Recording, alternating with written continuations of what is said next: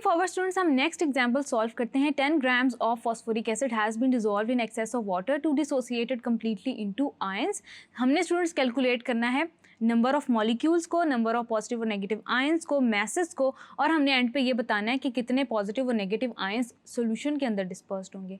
तो सॉल्यूशन में स्टूडेंट्स आप याद रखिएगा कि आपको न्यूमेरिकल प्रॉब्लम के अंदर जो मैथ्स गिवन होता है आप साथ ही उसका मोल कैलकुलेट कर लेते हैं, यानी कि नंबर ऑफ मोल्स। सबसे पहले स्टूडेंट्स हम इसके नंबर ऑफ मोल्स कैलकुलेट करते हैं यहाँ पे डायरेक्टली।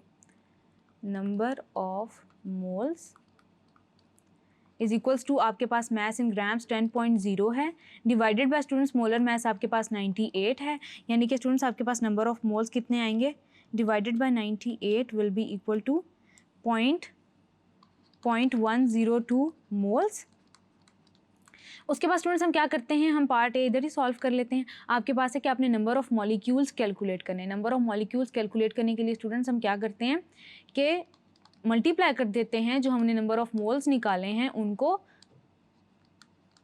उनको उनके आप एवोगैड्रोस नंबर ऑफ पार्टिकल से मल्टीप्लाई कर देते हैं, यानी कि नंबर ऑफ मोल्स आपके पास आए 0.102, उसको हमने एवोगैड्रोस नंबर ऑफ पार्टिकल से मल्टीप्लाई कर दिया, यानी कि 0.102 मल्टीप्लाई बाय 6.023। तो स्टूडेंट्स आपके पास ये आ जाता है 6.14 इंटू 10⁻22 नंबर ऑफ मॉलिक्यूल्स। तो स्टूडेंट्स आपको एक पार्ट 1 सॉल्व हो गया। उसके बाद चलते हैं स्टूडेंट्स पार्ट बी की तरफ कि हमने बताना है कि नंबर ऑफ पॉजिटिव और नेगेटिव आयंस कितने होते हैं in case of complete dissociation. Students हम ये अज्यूम कर रहे हैं कि जो हमारा एसिड है वो कम्प्लीटली आयंस के अंदर डिसोसिएट हो रहा है। तो स्टूडेंट्स अगर हम देखें तो आपके पास फॉस्फोरिक एसिड का एक molecule 3 ions of hydrogen ions में कन्वर्ट होता है, डिसोसिएट होता है, जबकि एक आयन ऑफ फॉस्फोरिक एसिड में कन्वर्ट होता है। तो स्टूडेंट्स यहाँ पे आप एक बात याद रखेंगे, वो ये कि स्टूडेंट्स हमारे पास हम अगर देखें तो आपके पास एक मॉलिक्यूल जो फॉस्फोरिक एसिड का है वो 3 आयंस यानी कि 3 पॉजिटिव आयंस में कन्वर्ट हो रहा है और 1 नेगेटिव आयंस में। इसका मतलब ये है कि हम मल्टीप्लाई कर रहे होंगे for hydrogen ions, for positive ions के लिए, यानी कि स्टूडेंट्स हमने उनका नंबर कैलकुलेट करना है। तो फॉर पॉजिटिव आयंस हम क्या कर रहे होंगे कि आप नंबर ऑफ आयंस जो कि प्रोड्यूस होने हैं उसको नंबर ऑफ मॉलिक्यूल्स के साथ मल्टीप्लाई कर देंगे, 6.14 इंटू 10⁻22। तो स्टूडेंट्स फॉर हाइड्रोजन आयंस यानी कि फॉर पॉजिटिव आयंस स्टूडेंट्स आपके पास आ जाती है ये वैल्यू 18.42 इंटू 10⁻22। देन स्टूडेंट्स हमारे पास नंबर ऑफ नेगेटिव आयंस यानी कि फॉर नेगेटिव आयंस के लिए स्टूडेंट्स हमें कैलकुलेट करने की या मल्टीप्लाई करने की ज़रूरत नहीं है, क्योंकि आप 1 से मल्टीप्लाई करेंगे तो आपके पास वही आंसर आएगा, यानी कि स्टूडेंट्स आपके पास एक नेगेटिव आयन जनरेट हो रहा है for every 1 molecule dissociation of phosphoric acid, यानी कि 1 को मल्टीप्लाई कर देंगे 614 से इंटू 10⁻22 से, तो स्टूडेंट्स आपके पास आ जाता है 6.14 इंटू 10⁻22। देन स्टूडेंट्स हम आगे चलते हैं, हमने कैलकुलेट करने हैं मैसेज ऑफ इंडिविजुअल आयंस। उससे पहले स्टूडेंट्स हम एक छोटा सा कॉन्सेप्ट है उसको हम डिस्कस कर लेते हैं कि स्टूडेंट्स आपके पास पार्ट डी में पूछा गया है कि नंबर ऑफ पॉजिटिव और नेगेटिव चार्जेस बताएं that are dispersed in the solution. तो स्टूडेंट्स याद रखिएगा कि आपके पास जितने ज़्यादा पॉजिटिव आयंस या कोई भी आयंस की ज़्यादा क्वांटिटी आपके पास प्रोड्यूस होती है, चाहे वो पॉजिटिव है चाहे वो नेगेटिव है, उसके कंपेरेबली स्टूडेंट्स आपके पास किसी भी एक्वस सॉल्यूशन में नेगेटिव या पॉजिटिव आयंस एग्जिस्ट करते हैं to neutralize the whole medium. यानी कि स्टूडेंट्स अगर आपके पास नंबर ऑफ पॉजिटिव आयंस की तादाद ज़्यादा है यानी कि 18.42 इंटू 10⁻22 है, तो आपके पास नेगेटिव चार्जेस भी उतने ही होंगे।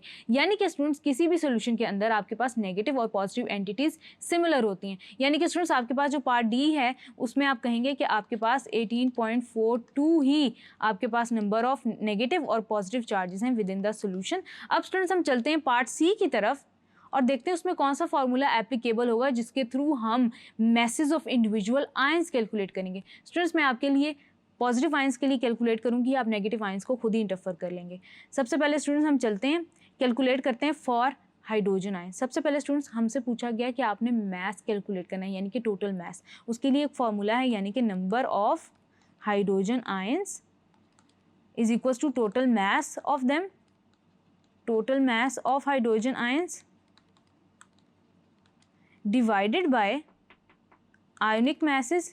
तो स्टूडेंट्स आपके पास फॉर्मूला है नंबर ऑफ हाइड्रोजन आयंस के लिए, पॉजिटिव आयंस के लिए आपने कैलकुलेट करना है total mass of positive ions divided by ionic mass into Avogadro's number of particles.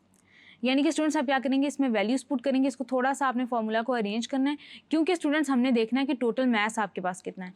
Total mass will be equal to number of hydrogen ions, जो कि students आपको पता है कि 18.42 इंटू 10⁻22 है, उसको आपने मल्टीप्लाई कर देना है आयोनिक मास से, जो कि स्टूडेंट्स आपके पास है 1.008।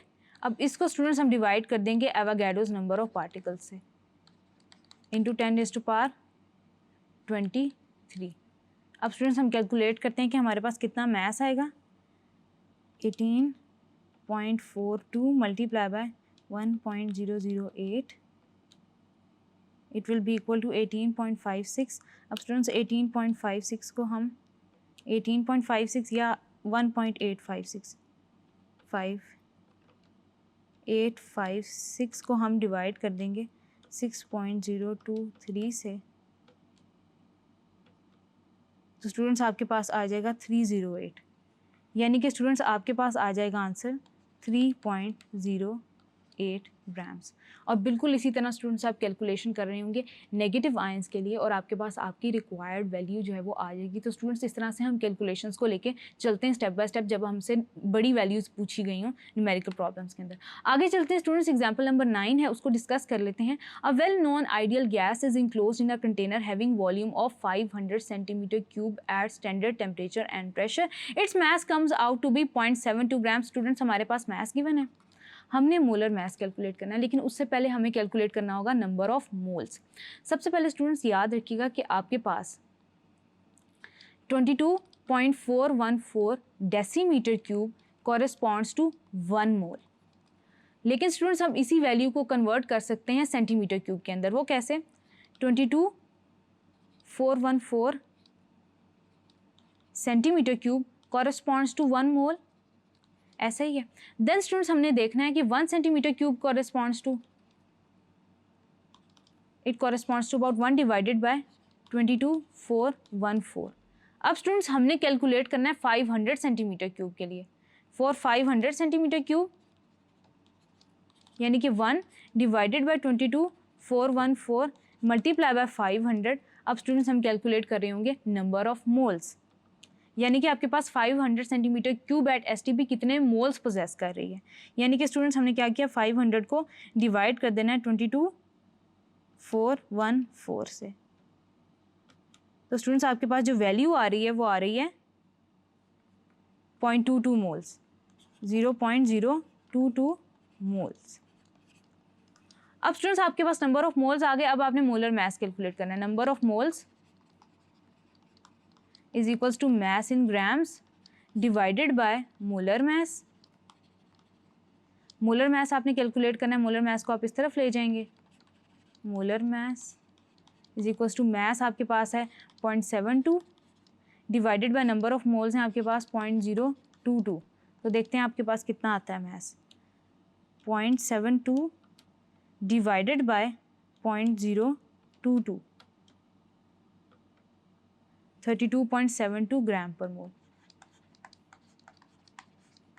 तो स्टूडेंट्स आपके पास जो मोलर मास आ रहा है वो आ रहा है 32.72 ग्राम्स पर मोल। Thank you.